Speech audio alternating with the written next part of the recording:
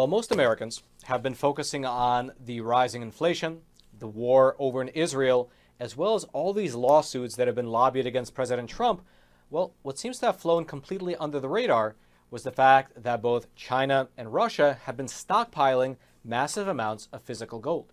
Furthermore, it's not just Russia and China. Looking across the entire world, it seems like the central banks of most nations are increasing their stockpiles of gold. In fact, quote, according to an October 31st update by the World Gold Council, global central banks collectively bought an astonishing 800 tons of gold in the first 3 quarters of 2023. This is a 14% increase in gold buying compared with the same period last year. And just for your reference, the period last year was already a record high. And then in terms of the country which is stockpiling the most, well, it's America's greatest geopolitical rival, who also happens to own the most amount of U.S. debt, Communist China. Quote, the People's Bank of China regained the title of the largest buyer globally, increasing its gold reserves by 78 tons during the third quarter. Since the start of the year, the People's Bank of China has increased its gold holdings by 181 tons to a total of 2,192 tons. Furthermore, it's not just the central banks of nation states that are hoarding gold. Individual citizens here in America are likewise buying up gold at breakneck speeds. For instance, Costco recently began selling gold bars over on their website. And in the last quarter, this one retailer, Costco, they alone sold over $100 million worth of gold, with these gold bars typically selling out within hours of going online. Here's in fact how Costco's chief financial officer described the situation in a recent earnings call. Quote, you've probably read about the fact that we're selling 1-ounce gold bars. We sold over $100 million worth of gold during the quarter that ended on September the 30th. When we load gold bars on the site, they're typically gone within a few hours. And indeed, as global volatility has increased, both economically as well as militarily, the price of gold, which is typically seen as a hedge against both inflation as well as uncertainty, has gone up as well, hitting an all-time record high just earlier this month. And so, in order to get an idea of what's happening, what this means for the common investor, as well as what exactly these central bankers are seeing in the future, well, I got a chance to speak with Mr. Max Baker, who is the president over at American Hartford Gold, one of the largest gold bullion dealers here in America. Also, by the way, just for full disclosure, they are my own personal gold dealer, and they're also a long-term sponsor of this program. However, just in my opinion, that only gives them more, you can say, credibility, given the fact that in the current media environment, well, sponsoring a program like ours, a program like Facts Matter, actually requires a company to have a backbone, which American Hartford Gold does. Anyway, back to the topic. Being the president of this company, Max has a good feeling for the pulse of the gold market. Well, and here's what he told us. All right, Max, thank you so much for joining us. To start with, right now we're filming this interview at the beginning of December, and the price of gold is near its all-time high right now. Can you sort of give us an idea of what it looks like on the back end of the bullion market? How's the volume for buying and selling right now? It's certainly a lot of buying right now and not a lot of selling. And, it's odd to see the dollar near all-time highs and see the stock market near all-time highs and see gold near the all-time highs all at once. And but certainly as the gold market goes, a lot of buying right now, a lot of preparing for 2024.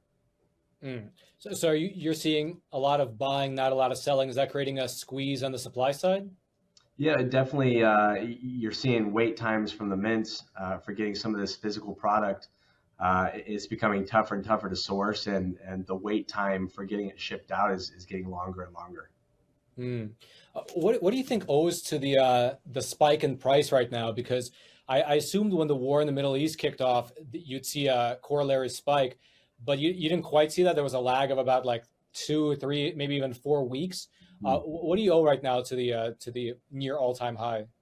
Well, right now, people are betting that interest rates are done rising and that they're going to start softening going into next year. And with that, you're going to start to see the dollar pull back. And as you see the dollar pull back, gold prices are going to rise. And that's kind of been the story this year. Gold's been remarkably resilient. The gold price has been resilient all year long, with the dollar being so high. And now that you're seeing the dollar pull back because of war, war fears, recession fears, as that dollar pulls back, you're going to see gold rise. What effect are you seeing from or rather, are you seeing any effect from the Argentinian election? I mean, now after Milei came into office, he's, very famously going to be taking an axe to the Central Bank of Argentina, and that has kind of brought the conversation of what does a central bank do? How does money come into existence? It's brought that to the fore. Do you find that has any impact on the gold price, or is that just more like psychological and it's just in my own head? It's a little psychological, but there's something to be said there for the great unknown of what lies ahead in election year for our country in 2024. Your guess is as good as mine as to what's going to happen next year. And we look at what happened in Argentina. We may have some major changes across the globe next year. And anytime you have those unknowns, people are looking to buy an insurance policy, and that's exactly what gold offers. I was reading. I usually keep abreast of the quarterly reports from the central banks across the world in terms of their gold buying. So gold buying is again it either reached an all-time high or it's near the all-time high for the last quarter reported. And what was interesting is that you had a statement from the Dutch central bank wherein the commissioner there alluded to them wanting to create sort of an internal parity between their assets and the amount of gold they have on the books, just in case there's some sort of a reversion to the gold standard.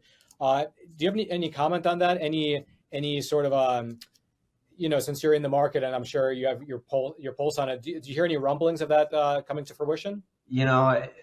The big rumblings I'm hearing are what you mentioned at the beginning. Central banks are buying gold, hand over fist right now. I believe it's at a 55-year high with the amount that they're buying. And, you got to do what the central banks are doing. They're preparing for something. And they realize that there's an awful lot of debt out there created over the past, 3 or 4 years. And they're moving as much money as they can into something tangible in case there is, kind of that big recession, that big market meltdown. And, quietly behind the scenes, they've been buying like crazy over the past couple of years. And it's really helped keep the gold price very, very buoyant and near the all-time high. Yeah. And there's one thing I've been thinking about recently, which is that it seems like, we're sort of at the tail. I mean, this is just my assessment of it, but we're sort of at the tail end of this like Keynesian economic experiment that we've been going through since the 1970s. And with the recent increase in rates, we actually on the Epoch Times website just published this really good analysis detailing how the cost just to service the interest on our debt here in America is now over $1 trillion per year. So it's like, it just seems like we're in, unless there's a drastic shift, which I couldn't imagine because it would create such short-term pain that no politician in their right mind would actually run on that sort of a platform or enact that sort of a platform. It seems like we're sort of in this end cycle where, everything seems fine, but then like, overnight, suddenly the payment on the interest will be $5 trillion a year if this continues. It's like all of a sudden it's going in that direction. And in a certain sense, I would imagine that a reversion to the gold standard would be the natural sort of course of events, right? Because that's what we had before the 1970s. But then I believe maybe in like 2017, 18, and going into 2020, there was a bit of a hiccup, at least in my calculation along that line, with the a mass adoption of cryptocurrencies like Bitcoin, Ethereum, things like that. Did you find that once those cryptocurrencies began to gain a lot of social traction, some of the money and attention that would have funneled into gold funneled instead into the cryptocurrency space?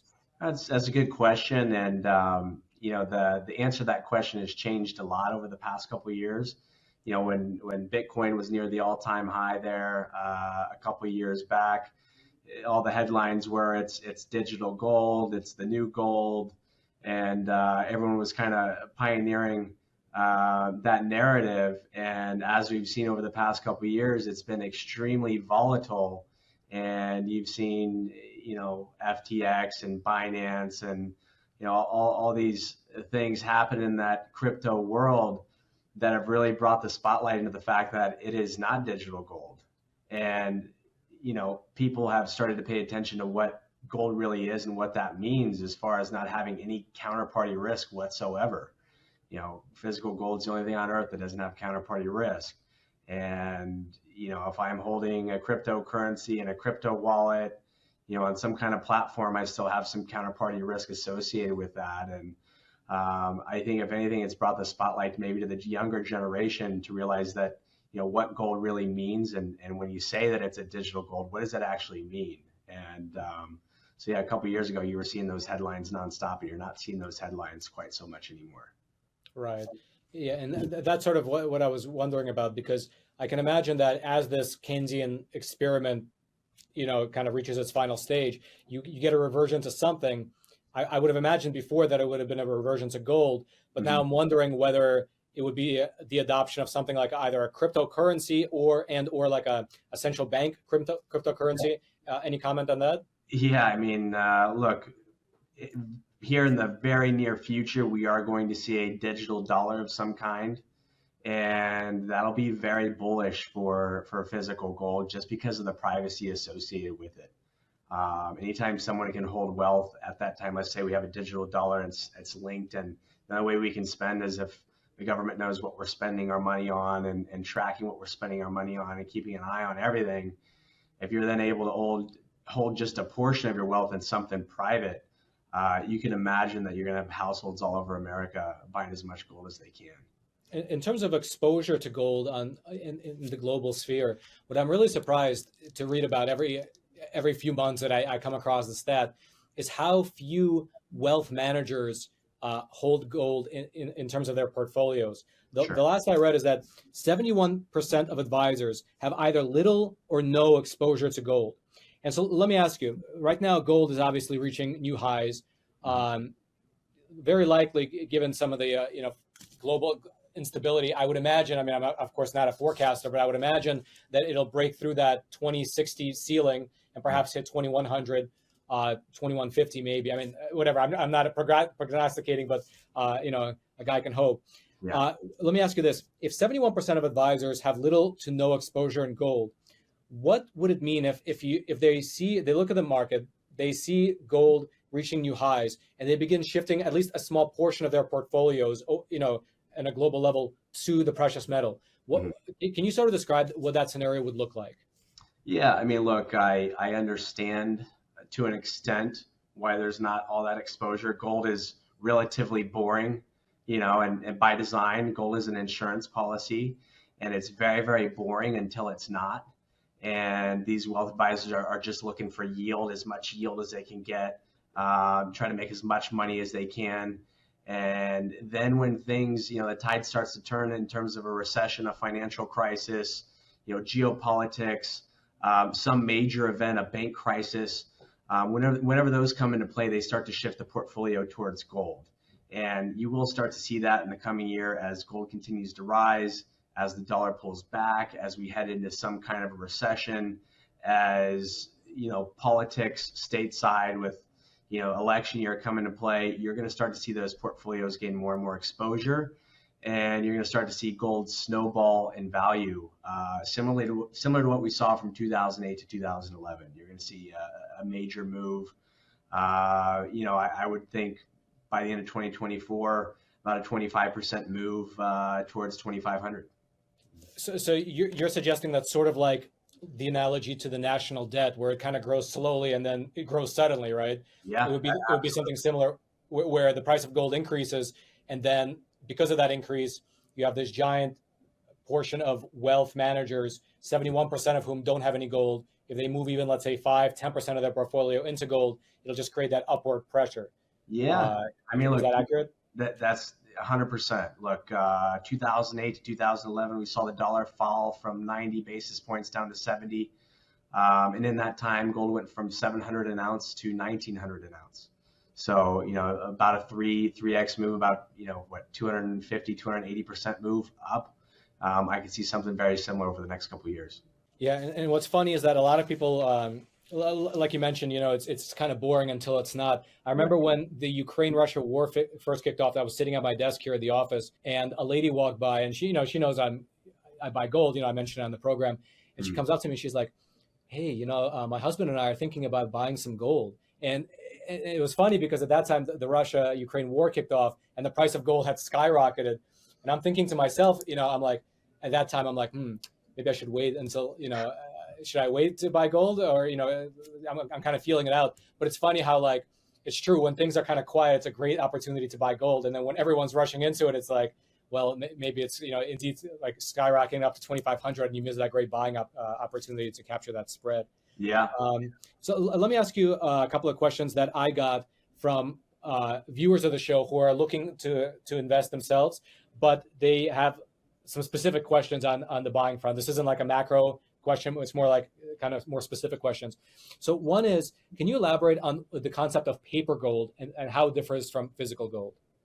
Yeah, look, do you want, if you're going to protect your house, do you want to buy stock in Smith & Wesson, or do you want to buy the actual gun?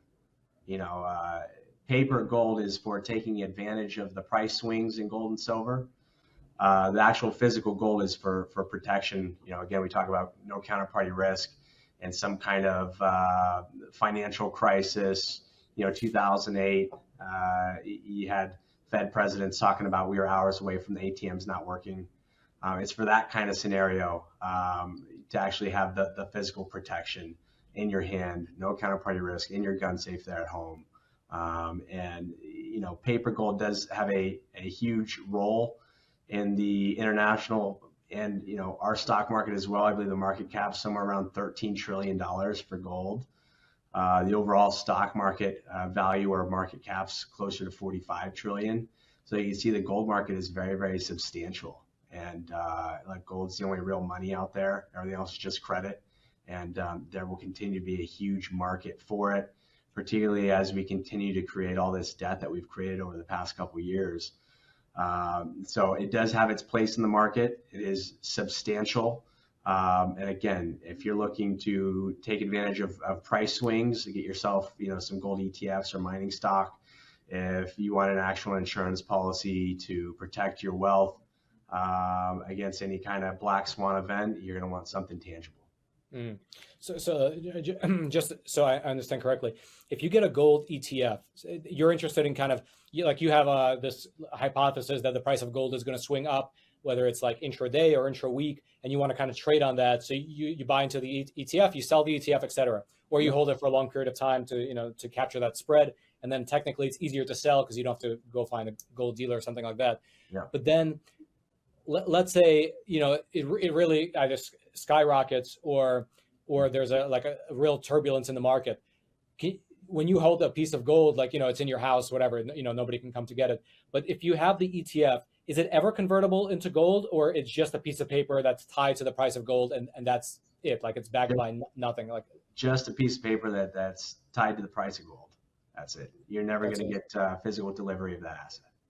I see. So it's very much like a stock in a company, basically. Absolutely. Just a stock and gold. Yeah. And you're betting that's going up or down. Okay. And another question that has come up pretty frequently. Why are premiums different on bullion bars and bullion rounds versus state issued coins? Usually on state issued coins, the premium is significantly higher. It just all comes down to demand.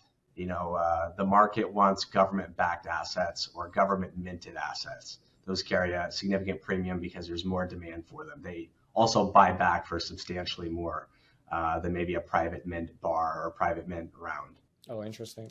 And in terms of buying it back, how easy is it to sell gold? This is another question that often comes in. If stuff really hits the fan, how easy is it to convert your gold into cash or some cash equivalent? Extremely easy. I mean, depending on the city you live in, the town you live in, chances are you have a gold buyer or seller there locally, where you can take a couple of silver eagles down and liquidate pretty easily. And then obviously you can jump online and find a number of reputable dealers that will buy that in a heartbeat. We offer a two-way marketplace here at American Hartford Gold with all of our clients. We have a buyback commitment to all of them, and that two-way marketplace. Gold is always in demand, and we always want your gold. So, for instance, with you, because you don't have a physical location, let's say in New York City, if I were to sell you my precious metal through that buyback program, we would just agree on a price and I would package it up and send it off to an address? That's right.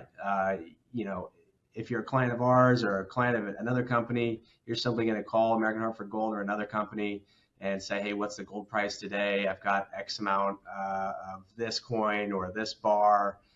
What's the price? We agree on the price of what the market's trading at that day, and then we send you all the shipping boxes, all that good stuff, the label that's fully insured. That'll get you the next day. Within 48 hours, we'll have the metal in our hand and we'll issue a check or a wire. Mm-hmm. And then another question that people often ask is, how can people be sure that the gold and silver is the real deal? So, let's say they buy from you or some other gold dealer and they get it shipped to their house. How do they know that, it's not some fake Chinese gold, for instance? Great question. And that's why you want to only deal with reputable dealers. Always do your research on who you're dealing with, who you're sending money to. You want to deal with companies that have been in business for years and years, companies that have, A+ reputations with the BBB, thousands of client reviews. You need to do your research on who you buy from. And then obviously, what kind of assets are they selling you? Are they selling you government-backed assets? Are they selling you assets that you've never heard of from some private mint? So it all comes down to who you're doing business with. And certainly as a consumer, research is very important. So that's on the front end, on the consumer end. On the back end, do you guys test all the bars and coins that come in? Absolutely. You can do assay tests. We have lasers that can tell you if it's real or not. We can drill into bars. There's 3 or 4 different methods we use to verify all of the metal that comes in and out of our vault. It's all done with a series of checks and balances. All of the metals come into our vault via camera, and they're all checked in via camera, and it's all filed away. And it's a pretty interesting process. And that's why, metals move a little slow, because every time we take metals in or they leave the vault, it's a whole process of people under camera that's signed off on. It's got to go through several hurdles before it makes it to your front door. Mm-hmm. And then last question that has come up quite often is kind of a simple one. On the website, typically when you're buying gold, it's listed in troy ounces rather than regular ounces. What's the difference there? A troy ounce is about 10% heavier than a basic ounce. And I actually had to look this up because I didn't have my facts right. I learned it a long time ago. It's actually 480 grains of barley. And that was arrived at in a French town called Troy long ago. So 480 grains of barley was a troy ounce. It's about 10% heavier than your just basic ounce. Oh, okay. Because when I first started buying, I thought it was like a trick that it's actually less than an ounce. It's like, oh, a troy ounce. What does that mean? But it's actually more. Yeah. All right, Max, thank you so much for the macro picture and also the micro. Yeah. And yeah, I mean, listen, I personally hope you're right that by the end of 2024, we'll have a 25% swing in the price. That's definitely what I'm hoping for. It's tough. Obviously, I'm in the gold business. I see things unfolding to where gold could be 2,500, but it is a little sobering when you realize if gold's at 2,500, gold's at 3,000 an ounce, what does everything else look like? What do we look like, geopolitically? What does the dollar look like? What does the stock market look like? If gold is crushing all-time highs like it did, from 08 to 11, what does the rest of the world look like? So that's a bit concerning, but yeah, the writing's on the wall. Things are lining up for a perfect storm for gold in 2024. Yeah, it's like what they say about the medical business. It's like when the doctor's business is good, that's actually good for him, but not so great for the community. Yeah. I guess gold is the same way. It's a great hedge, but if it's doing well, I guess everything else is going to, not in the right direction. Let's just say that. Right. Yeah. So Max, thank you so much. If anyone's interested in American Hartford Gold, I'll throw their links down into the description box below. And then, take care. Now, if you'd like to learn more about either the central bankers buying up gold bullion, about Costco selling out gold bullion, or if you'd like to learn more about American Hartford Gold, I'll throw all those links down into the description box below this video for you to peruse at your own leisure. And then, until next time, I'm your host, Roman from the Epoch Times. Stay informed. Most importantly, stay free.